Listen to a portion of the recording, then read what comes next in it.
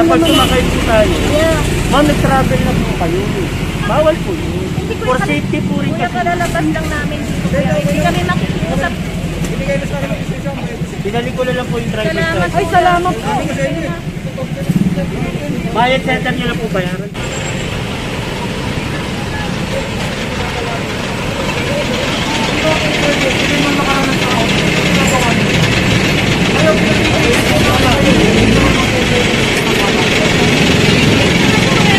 Okay, magpapakalat nito ulong-ulong. Hindi na po, bawal na po. Lasok ko na lang po, para hindi makakumpis pa. Mapipilitan ako ipakumpis ko yan, hindi pa pa. Lasok ko na lang po. Yan mga kasama at nadaanan natin itong bukuhan dito. Yan, pinapatanggal ni Sir Richard. Kung hindi daw ito aalisin, mapipilitan si Sir Richard na pa-kumpiska itong mga buko-buko na ito.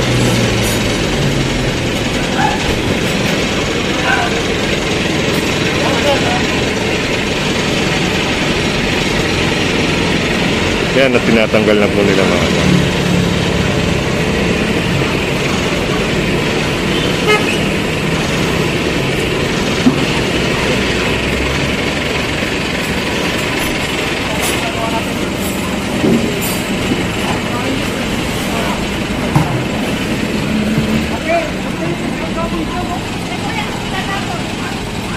Tapos nyo sa loob, wag pa na ba?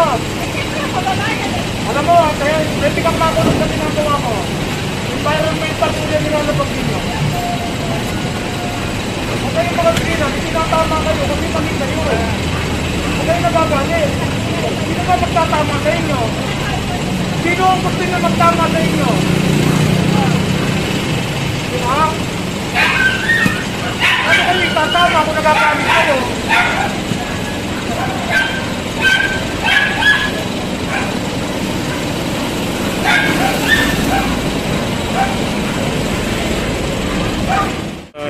Subject for towing na itong sidecar na yan mga kasama. Ngayong araw, magkalawin ko na yung mga tao nyo, unahin nyo na yan. Yan mga kasama, kita nyo naman, no?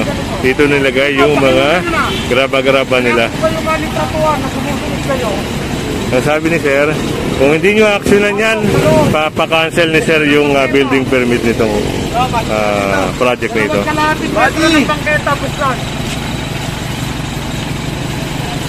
Kaya dapat aksyonan nila to Sir ngayong araw, no? Opo, opo. Delikado po ito. Pinipilit nila ang tao maglakad sa karsada na posibilidad po ay masagasaan. Kaya ito naman yung tinatama natin.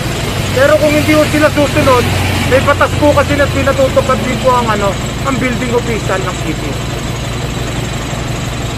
Yan mga kasama. At binigyan ni Sir ng ultimatum yung project na ito para tanggalin yung mga naka-obstruct sa sidewalk. Pwede sila kumuha ng sidewalk permit. Meron po, pwede po yan. Sidewalk permit is good for 1 month. Lalagyan po ito ng enforcer dito. Lalagyan din po ng barrier ng para provision para sa sidewalk po. Until such time matapos ang construction. Pero sa totoo lang po, sobrang safe lang pala eh. Actually, kahit hindi na ho nila ang takupin ng bangketa, wala akong problema. Kaso lang yung materials nila, talaga sinadya nila, dito nila ngayon. This is a clear violation ng PD 1096 or the National Building Code. Hindi nyo po pwede sakupin ng bangketa for construction purposes. Maliban kung meron kayo tinatawag sa sidewalk service. Provision po yun para magamit ng bangketa. Ngayon, failure to comply, nagawa kami na recommendation kay isang natin ang project. Kailangan nyo i-correct ngayong oras din. Salamat po. Yan, piniliwanag ni Sir Richard yung yung nakalagay sa batas na hindi nila pwedeng sakupin yung sidewalk. Kung hindi yan magko-comply, paparibok ni Sir yung building permit. At kita niyo naman, delikado. pwedeng makadisgrasya sa mga motorista o mga mamamayan gawa ng konting ano na lang ay babagsak na yung tarpaulin na yan. Dalawang sasakyan po ang matitikitan gawa ng sinakop nila yung sidewalk. Isang Pajero, isang Hilux.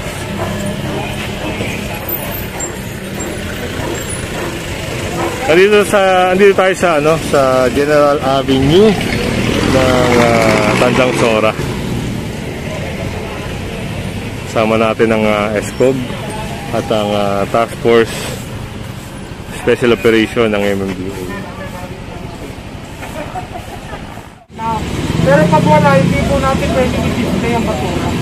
Pakipagot na lang po para hindi na natin i-display.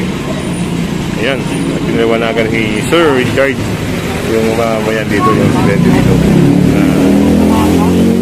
Pwedeng display ang basurahan kung may maghahakot lang ng basura. Pero kung wala, hindi po pwede ilabas sa sidewalk. Hindi po, kuya.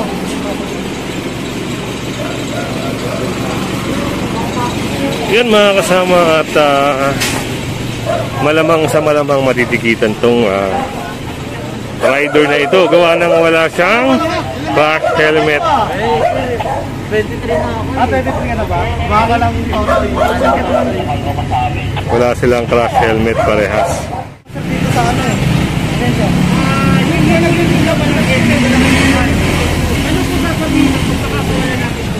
Pangalawa po, paano ang trabaho po? Kaya nga po, bumaba na kami. Kasi pagbaba namin, sasakay na po kami ng Kahit na ganun po, Meron mo saan meron suka? Kuya, yun ang tingnan nila mo. Kaya po. Babalik na mag-ulit tayo siya. Babalik na ito.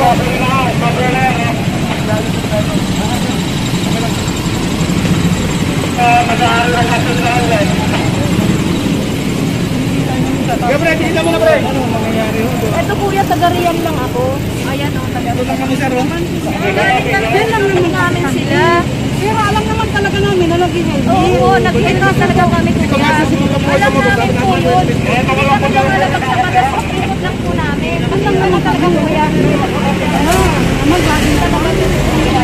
Talagang magpunta kami sa travel. Pagpunta namin, hindi kami sasakay na. Ang dito lang talaga. Parang promise kuya, hindi kami hindi kami kuya talaga gumagawa ng pag-ikot lang namin paglabas ng Real. Isusuot po namin yung bibig na yung malayo kami kasi ito nakalagay. Hinatid niya ako sa kanila parang tinulog. Hindi, bababa lang namin eh. Baba naman, ibababa kami kuya. Ibababa nila kami. Sa pera ko, alam ko yung Kasi may trabaho po naman yan. Dito sa airport. dito sa aircon, sir. Dito, ibababa ko lang airmat ko dito sa kanto. Diyan lang kami lumabas sa may kanto. Motorcycle ang pwede po natin. Nai-implement po. Kapag sumakay po tayo, ma'am, nag-travel na po kayo.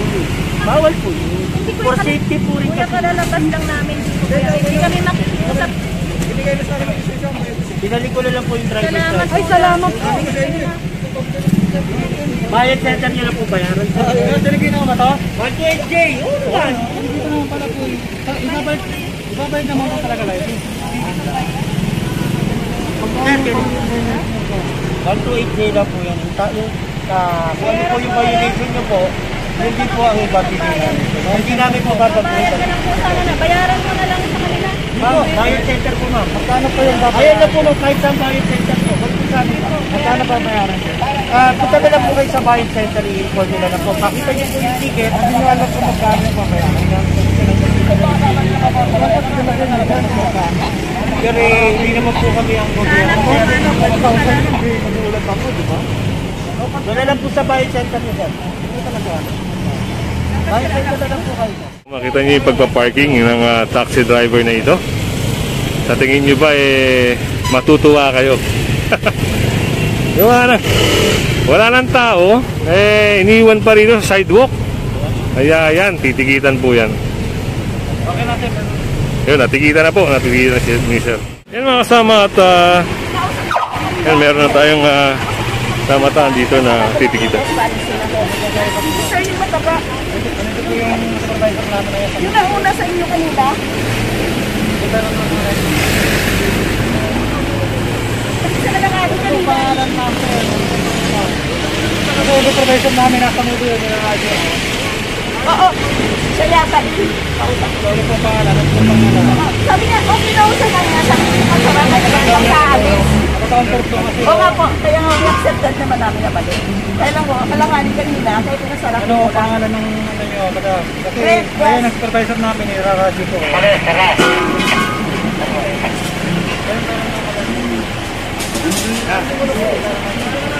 Ano po, pero para madali lang po. Para makasalit po kayo.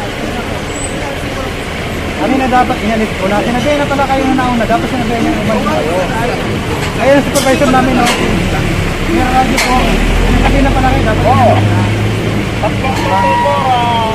Ganun na license. Hindi naka-counter flow yan, oh. Tingnan nyo naman ang abala niya, no? Naka-counter flow, eh. Illegal parking, obstruction. O, sige po. Madali po kung utak ng illegal nyo. Madali po tayong matatapos. Ang laki-laki niya, no? Nakaharang, oh. Ay, pagkaroon ko sa daan na Sabi hindi kayo na, sir, lumapit na dito kanina. Sabihin na mali. Hindi naman, mali.